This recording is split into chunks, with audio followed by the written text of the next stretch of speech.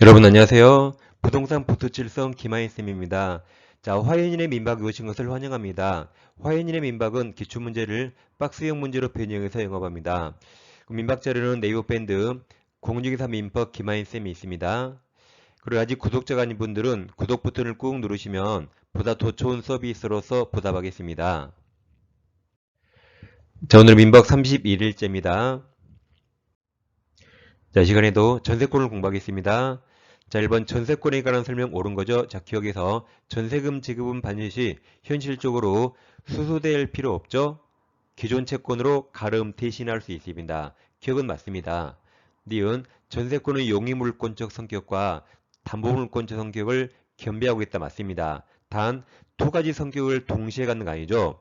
전세기간 도중에는 용의물권 성격을 갖다가 기간이 끝나면 그냥 나갑니까? 전세금 받습니까? 전세금 받아야 되죠. 그때 담보물권 성격으로 바뀝니다. 자, 디귿 건물 일부죠. 일부에 대한 전세권자는 건물 전부를 경매 청구할 수는 없습니다. 다시 상단에 이거 꼭 기억하세요. 건물 일부 전세권자는 건물 전부에 대해서 전세권에 의해서 경매 신청할 수 없습니다. 반면 누군가가 전부를 경매 청구하면 전부에 대해서 우선 변제권은 행사할 수 있습니다. 두 개를 잘 비교합니다. 1번은 정답은 이제 5번이 되겠죠. 다 맞습니다. 자, 이어서 전세권 존속기간을 공부하겠습니다. 요즘 이 기간이 시험에 잘 나오고 있습니다. 312조에서 먼저 토지건물 공통사항, 토지건물 전세권은 최장기 제한 10년이 있습니다. 10년을 넘지 못합니다. 다음 토지 전세권이 없는데 건물 전세권에만 있는 게 있죠. 이게 먼저 최단기간 1년 제한은 건물에만 있고 법정연신도 건물에만 있습니다. 그럼 법정연신되면 기간을 정함이 없는 것으로 봐요. 그래서 기간은 전과 동일하다 하면 틀립니다. 기간은 정함이 없는 것으로 본다. 그럼 313조에서 각 당사자가 언제든지 소멸 청구할 수 있고 6개월 지나면 끝납니다. 그 다음 법정 하면 뭐가 떠올라요? 법정이 법률 규정이라 등기 없이도 제3자 누구에게나 갱신 효과를 전세권을 주장할 수 있습니다. 그래서 이 두 가지는 건물에만 있으니까 이렇게 옵니다. 자, 건전한 단일법이에요. 다시 건전한 단일법이 유입니다. 다시 건전한 단일법이 유 외우세요. 그래서 밑에 303조 다시 볼게요. 전세권 소멸 통고죠. 전세권 존속기간을 약정하지 아니한 때 각 당사자 둘 다 언제든지 상대방에 대해서 전세권 소멸을 통과할 수 있고 상대방이 이 통고를 받는 날부터 6개월이죠. 6개월에 경과하면 전세권 소멸합니다. 다시 건전한 단일법이 유 꼭 외웁니다. 자, 이어서 2번입니다. 이번 전세권 설명 옳은 거죠? 기억. 건물 전세권이 법정 갱신된 경우 전세권자는 이를 등기해야 틀렸죠. 등기 없이도 그 목적물을 취득한 제3자 누구에게나 대양 주장할 수 있습니다. 니은 토지 전세권 존속기간을 약정하지 않은 경우 각 당사자는 다음 6개월이 경과해야 틀렸죠. 각 당사자 둘 다 언제든지 상대방에 대해서 전세권 소멸을 통과할 수 있죠. 그리고 그 후 6개월 지나면 끝나는 거죠. 네, 틀렸습니다.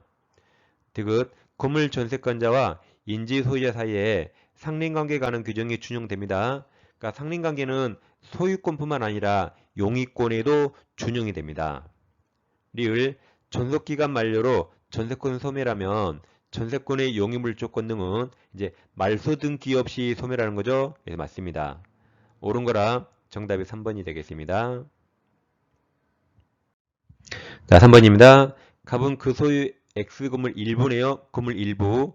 건물 일부에 관해서 을명이 전세권을 설정하였다. 옳은 겁니다. 기억. 우리의 전세권이 법정 갱신된 경우 그 존속기간은 1년이 틀렸죠? 이때는 정함이 없는 것으로 본다. 그래서 313조에서 각 당사자가 언제든지 소멸 청구할 수 있고 6개월 지나면 끝납니다. 니은 존속기간 만료 시 전세권자 을이 전세금을 반환받지 못하면 을은 전세권에 의해서 X금을 전체네요. 전체에서 경매 신청할 수 없다. 맞았죠? 문제에서 건물 일부죠. 일부 전세권자가 건물 전체를 경매 신청할 수는 없습니다. 디귿 갑이 X건물 소유권을 병에게 양도한 후 존속기간이 만료되면 을은 갑이 아니라 신소유자 병에 대해서 전세금 반환을 청구할 수 있죠. 리을, 을은 특별한 사정이 없는 한 전세 목적물의 현상 유지를 위해서 지출한 통상에 속으면 안 됩니다. 통상 뒤에 필요비 틀렸어요. 필요비는 전세권자는 청구할 수 없습니다.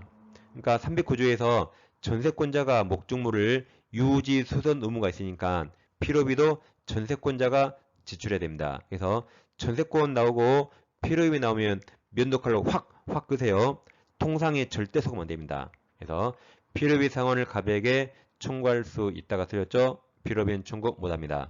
옳은 거라 정답은 2번 니은이 되겠습니다.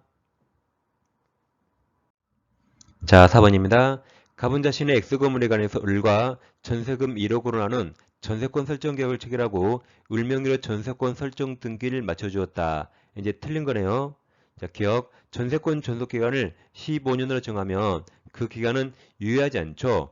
토지 건물 똑같이 최장기 제한 10년이 있습니다. 10년으로 단축됩니다. 니은. 을이 갑에게 전세금으로 지급하기로 한 1억 원은 현실적으로 수수될 필요 없죠. 기존 채권으로 가름 대신할 수 있습니다. 디귿. 갑이 X건물 소유를 위해 그 대지에 지상권을 취득하였다면, 그러니까 타인 토지네요. 그러니까 지상권 취득했죠. 을의 전세권의 효력은 그 지상권 종된 권리에 미칩니다. 이게 이제 304조인데 잠깐 304조를 살펴보겠습니다.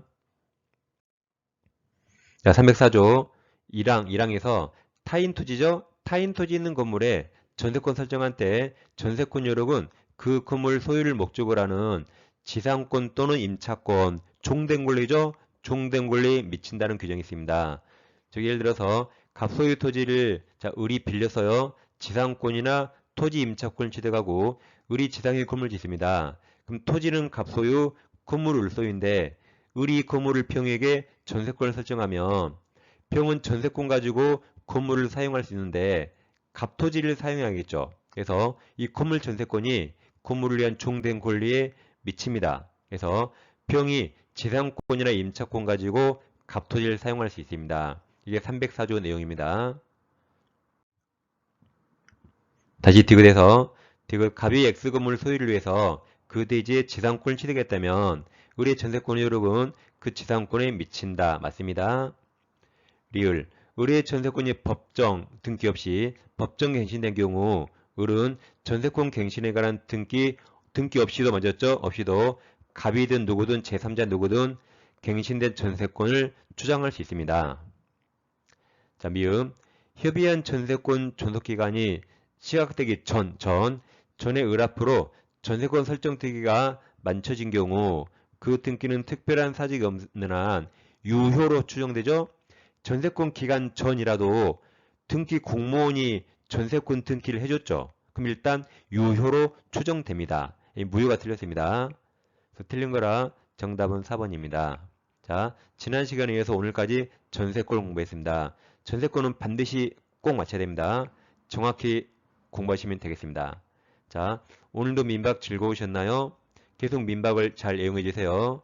다음 시간에 다시 찾아뵙겠습니다. 감사합니다.